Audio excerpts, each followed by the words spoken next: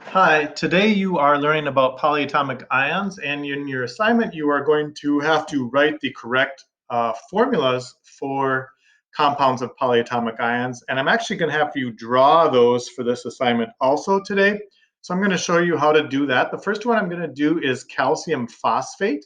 You're going to learn how to draw that formula. So down below it says you're going to have to write a particle diagram and you're going to have to write the formula. I'm going to make sure my cursor is in the box so that when I make the particle diagram, my answer will go in the box.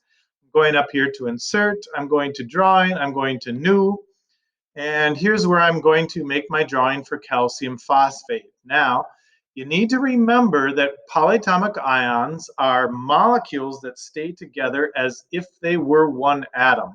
All right, so I'm going to go in here, I'm going to go to scribble, and I'm going to write a phosphate. So here's my phosphate. But the formula for phosphate is PO4, and then has a 3 minus charge. So I have to write those things inside my phosphate.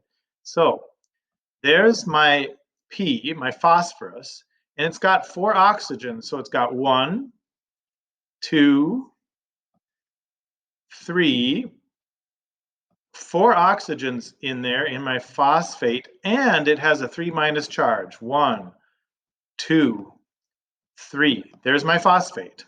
All right, now I know it's reacting with,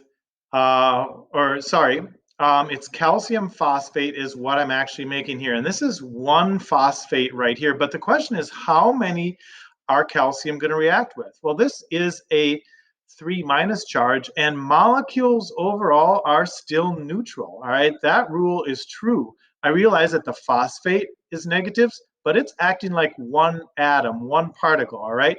And it's going to stick to some calcium. So I'm going to draw a calcium, a nice big calcium out here, all right? And calcium is going to have a +2 charge, all right? We know that because we look on the periodic chart to find that, all right? So calcium has a +2 charge.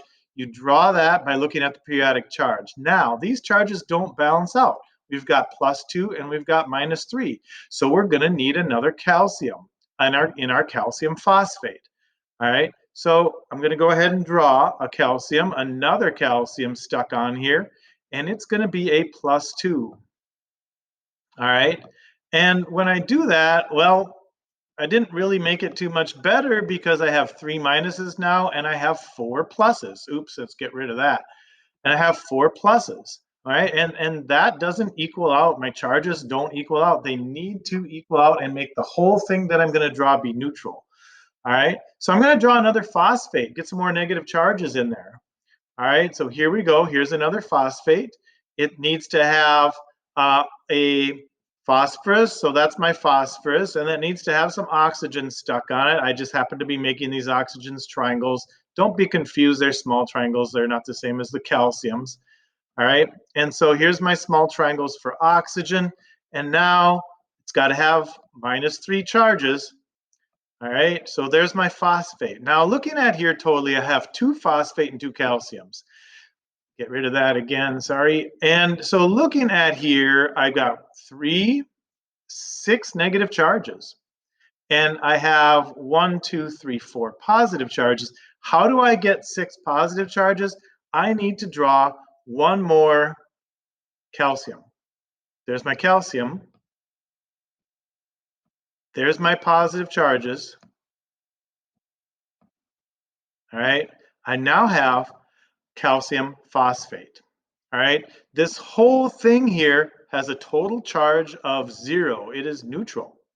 Okay, and so I'm treating these phosphates as if they were single atoms. All right, I'm drawing the atoms inside them so I know that it's a polyatomic ion, but I'm acting as if this is just one single atom with a -3 charge. This is like one single atom with a -3 charge, and then I'm making the charges equal with the calciums. All right, so this one says I have 3 calciums and I have 2 phosphates. And now I have to go back and write that formula. I'm not sure I'll be able to write this formula fast enough to get done.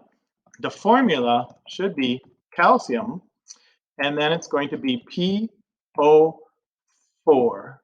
But I'm not done, so I'm going to come back in the next video and show you that.